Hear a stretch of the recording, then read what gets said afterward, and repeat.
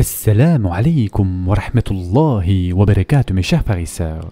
Aujourd'hui, Inch'Allah, dans cet épisode, nous allons parler de la fraternité religieuse.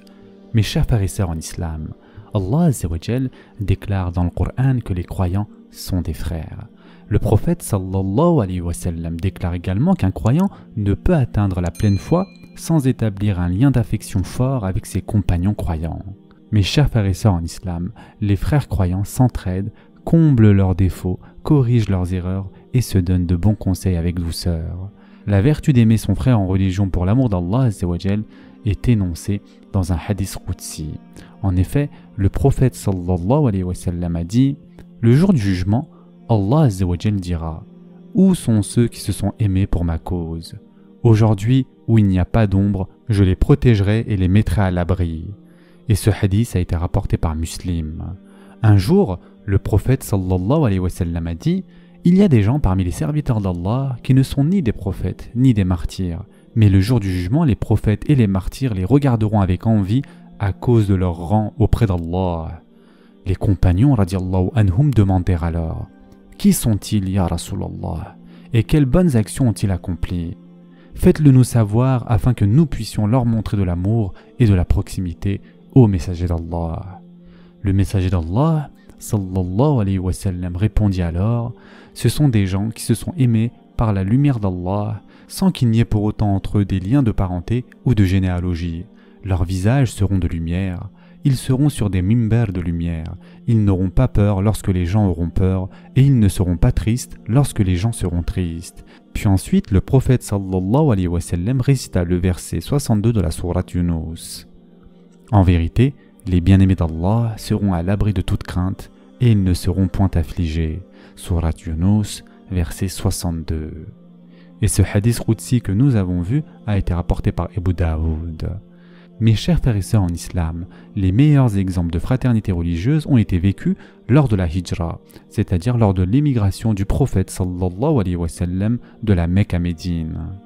Dans les premiers jours de son arrivée à Médine, le messager d'Allah sallallahu alayhi wa sallam établit des liens de fraternité entre tous les frères musulmans. Il mit les immigrants qui avaient laissé tous leurs biens, propriétés, conjoints et amis à la Mecque sous la protection des Ansar, et il instaura ainsi l'unité et la solidarité sur le plan religieux, social, mais aussi politique. La fraternité religieuse s'enracina en peu de temps dans les cœurs des Ansar et des Muhajirin. Lorsque le prophète sallallahu alayhi wa sallam invita d'abord les Ansar à choisir leur part des terres cultivables de Bahreïn, ces derniers par altruisme dirent « Ô messager d'Allah, si tu ne donnes pas beaucoup plus que cela à nos frères immigrés, nous n'en prendrons rien. » Et ceci a été rapporté par Bukhari. D'ailleurs, Jabir radiallahu anhu raconte quand les Ansar rassemblaient leurs dattes après la récolte, ils les divisaient en deux tas et mettaient plus de dattes d'un côté et quelques dattes de l'autre. Puis, ils mettaient des branches et des feuilles sous les quelques dattes pour qu'elles paraissent abondantes. Et ils disaient aux Muhajirin, prenez le tas que vous préférez. Les Muhajirin aussi, qui voulaient que leurs frères Ansar aient plus de dattes, prenaient le tas qui paraissait peu abondant. Et en réalité, c'est le petit tas qui comportait le plus de dattes. De cette façon, les Ansar trompaient avec bienveillance la vigilance des Muhajirin et se contentaient de prendre moins de dattes pour eux-mêmes. Cette magnanimité des Ansar s'est poursuivie jusqu'à la conquête de Khaybar, et ceci a été rapporté par Al-Haythami. Mes chers frères et sœurs en islam, la fraternité islamique exige que les frères se soutiennent mutuellement à tout moment, que ce soit dans les moments de joie ou de tristesse. Il n'est jamais acceptable que des frères en religion soient offensés les uns par les autres. Cette situation empoisonne la confrérie. Et en effet, le messager d'Allah, sallallahu alayhi wa sallam, a dit « Il n'est pas permis de rompre les liens au-delà de 3 jours. Si les liens sont coupés au-delà de 3 jours, ces deux personnes ne se rassembleront jamais dans le paradis. Et celui des deux qui commence à saluer son compagnon, ses péchés seront pardonnés. S'il a passé le sélam et que l'autre n'a pas répondu et n'a pas accepté son sélam, alors un ange lui répond et un shaitan répond à l'autre. » Et ce hadith a été rapporté par Abu Daoud. De plus, le prophète sallallahu alayhi wa sallam a aussi dit « Celui qui reste en froid 1 an avec son frère musulman aura commis un péché comme s'il l'avait tué. » Et ce hadith a été rapporté par Abu Daoud. Selon la déclaration de notre prophète, sallallahu alayhi wa sallam, les actes des serviteurs sont présentés à Allah azza wa jal le lundi et le jeudi. Les péchés de tout serviteur qui n'associe rien à Allah azza wa jal sont pardonnés, à l'exception de celui qui est en froid avec son frère en religion. Il est fermement ordonné aux anges retarder l'absolution de ces deux jusqu'à ce qu'ils se réconcilient.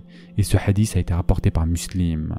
Ainsi, faire la paix entre frères et sœurs en religion est une des meilleures actions possibles. D'ailleurs, un jour, le messager d'Allah, sallallahu alayhi wa sallam, demanda à Ebu Ayyub al-Ansari radiallahu an: Ebu Ayyub, voudrais-tu que je t'informe d'une bonne action qu'Allah et son messager aiment et dont ils sont satisfaits? Ebu Ayyub radiallahu an dit: oui, dis-le-moi, ô messager d'Allah. Le prophète sallallahu alayhi wa sallam dit alors: réconciliez les gens, car certes la discorde entre les gens est celle qui rase. Et ce hadith a été rapporté par Al-Bayhaqi. Et enfin, pour terminer, mes chers frères et sœurs, une dernière petite histoire. Une tête de mouton avait été offerte en cadeau à l'un des compagnons. Ce compagnon dit: mon frère et sa famille en ont plus besoin que nous. Puis il envoya le cadeau à son frère en religion qui, après avoir reçu le cadeau, eut les mêmes pensées nobles que son frère qui le lui avait expédié, et il envoyait donc le cadeau à quelqu'un d'autre. C'est ainsi que le cadeau a parcouru 7 maisons et se retrouva finalement chez le premier compagnon. Alors le verset suivant fut révélé.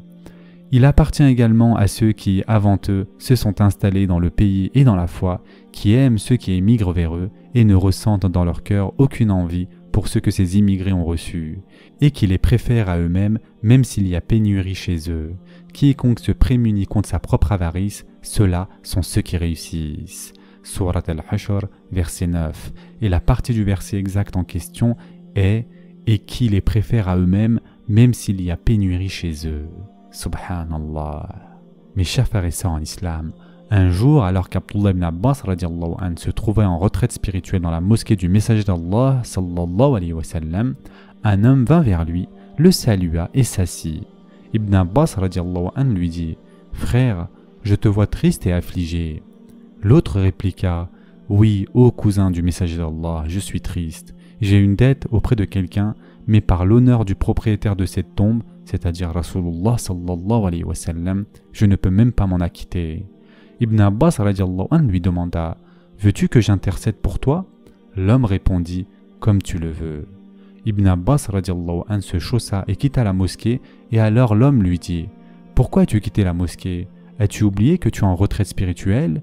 Ibn Abbas radiallahu anhu lui dit en pleurant: non, je n'ai pas oublié, mais j'ai entendu le sublime serviteur sallallahu alayhi wa sallam qui nous a quittés il y a peu de temps et qui gît dans cette tombe dire: celui qui s'efforce de satisfaire les besoins de son frère en religion et y parvient, cela est meilleur pour lui que de rester 10 ans en retraite spirituelle. Pourtant, celui qui observe un jour de retraite pour l'amour d'Allah azza wa jal, Allah crée 3 fossés entre lui et l'enfer, et la profondeur de chaque fossé équivaut à la distance entre l'Orient et l'Occident. Et ce hadith a été rapporté par Al-Bayhaqi. Ce sera tout pour aujourd'hui. En attendant, prenez soin de vous mes chers frères et sœurs, et à très prochainement, Inch'Allah.